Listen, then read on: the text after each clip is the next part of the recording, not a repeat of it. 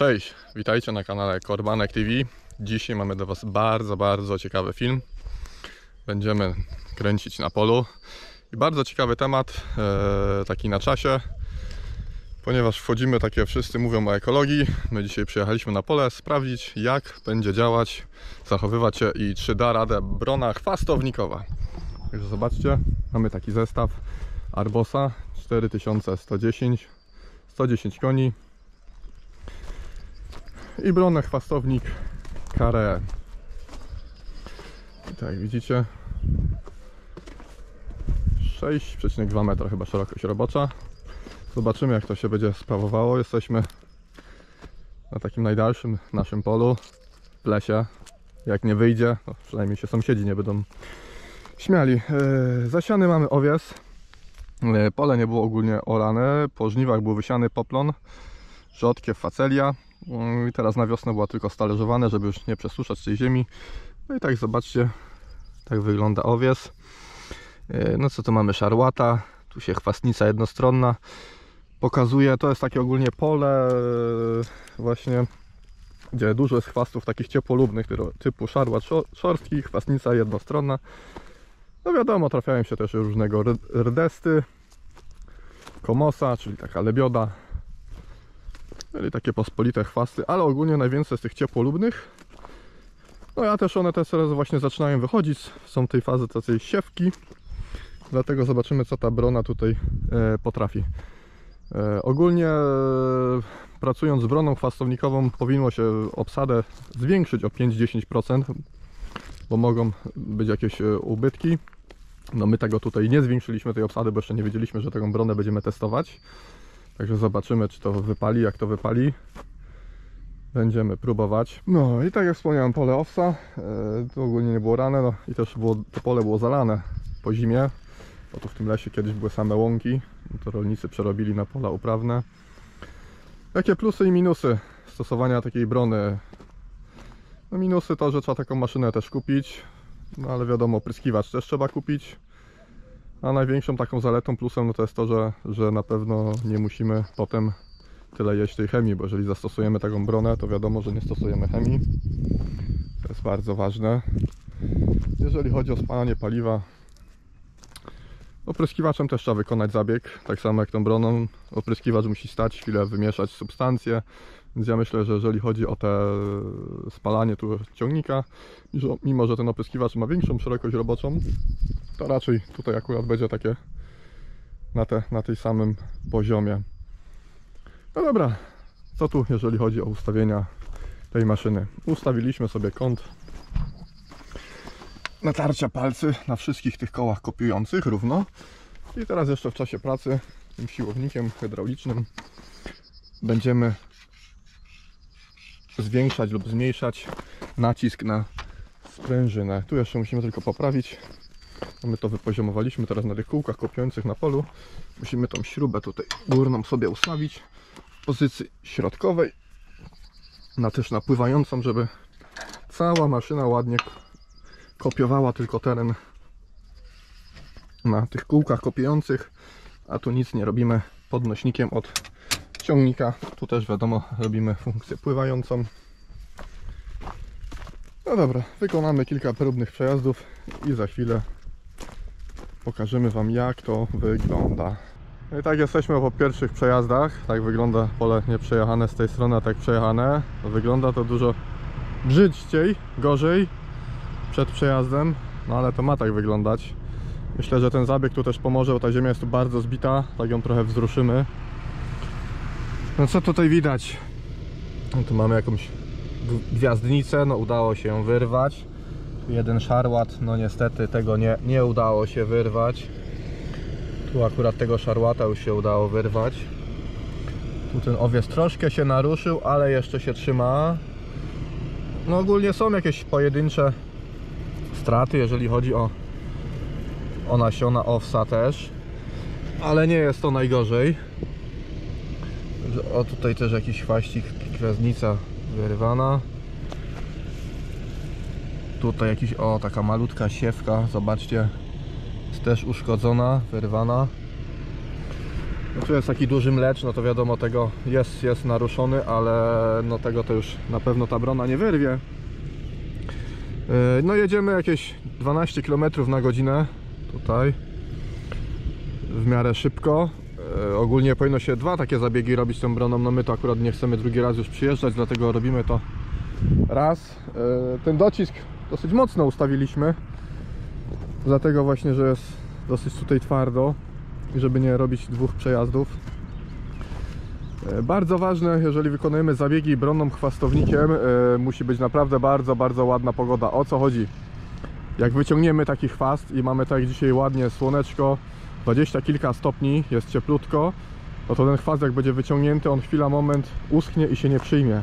Jeżeli będziemy to robić w bardzo wilgotnej glebie, w bardzo suchych warunkach, no to niestety taki zabieg jest po prostu stratą pieniędzy, bo ta roślina, mimo że nawet ją wyrwiemy, to ona potem moment i zostanie z powrotem przyjęta.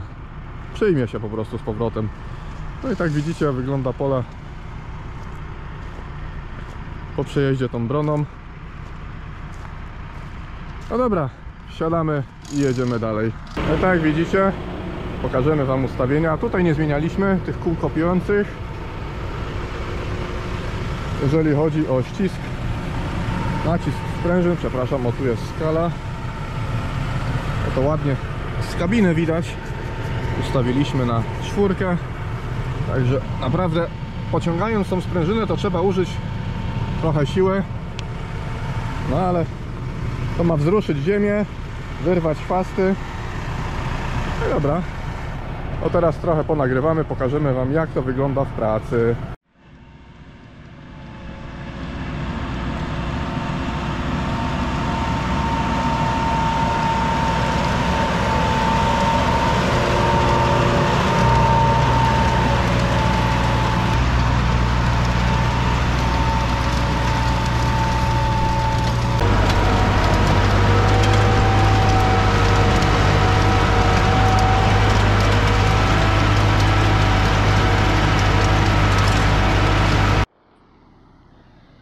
O, tutaj mamy kretowiska. Myślę, że ta brona sobie też z tym bez problemu poradzi.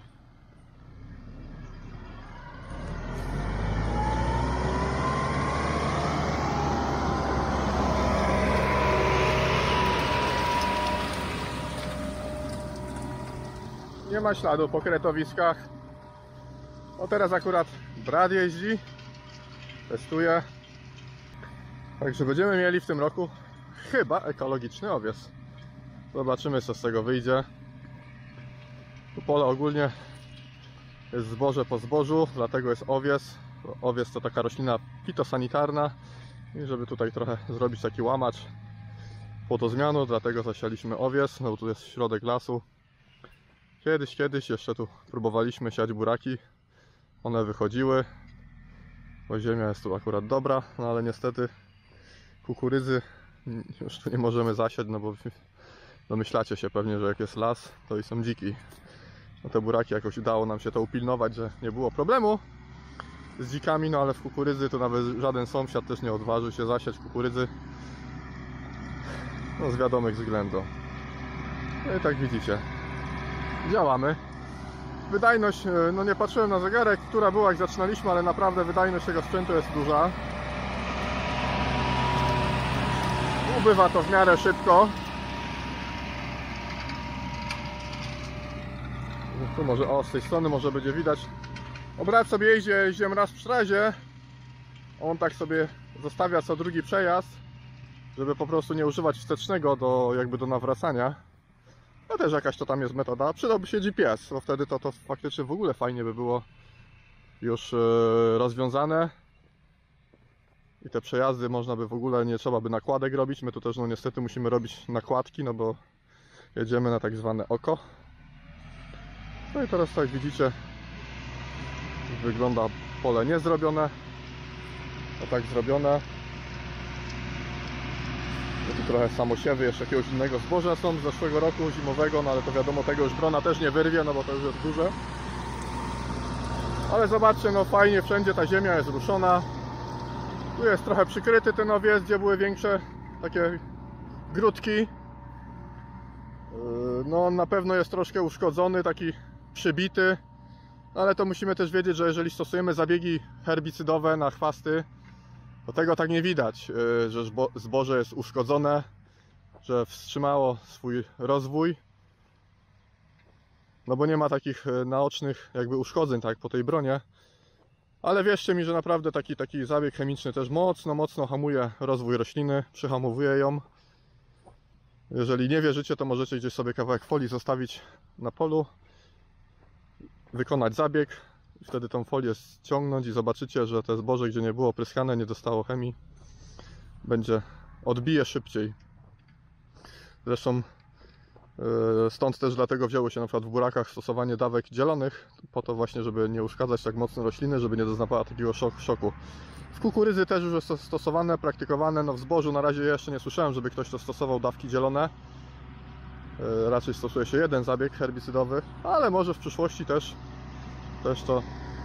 No tu zobaczcie, tu mamy akurat dołek, jest taka trochę bardziej wilgotna ziemia. Tam była taka górka, to było normalnie przeschnięte nawet. A tu w tym dołku jest wilgotno. Tak, tam gdzie jest piasek, to widzicie, troszkę mamy erozję. A tutaj, gdzie jest taka wilgotna ziemia, już tak się nie kurzy, nie mamy takiego zjawiska erozyjnego. Teraz jeszcze Wam wspomnimy, bo o tym nie powiedzieliśmy. Weź no Kuba, pokaż.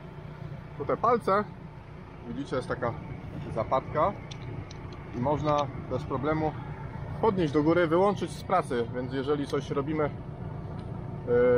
w szerokich międzyrzędziach, a nie chcemy tego uszkodzić, jak kukurydza, burak, to w tych rzędach możemy te zgarniacze podnieść do góry. My za kołami ciągnika też te zgarniacze co drugi podnieśliśmy, dlatego że za kołami były te rośliny mocniej dosyć uszkodzone. Żeby już ich bardziej nie uszkadzać tymi zębami, to też podnieśliśmy je właśnie do góry, żeby to już po prostu tam tak nie uszkadzać tych roślin. No i dobra, to by było na tyle. Z pracy mamy koniec, zrobiony poprzeczniak, ostatni przejazd. Także jedziemy do domu i korzystamy też z majowego weekendu. Jeżeli macie jakieś pytania, piszcie w komentarzach. Postaramy się na wszystko odpowiedzieć. Jeżeli macie jeszcze jakieś pomysły, chcielibyście tą bronę jeszcze gdzieś zobaczyć w jakichś innych uprawach, dajcie w komentarzu znać. Tymczasem trzymajcie się, pamiętajcie o kciuku w górze i śledzeniu naszego kanału.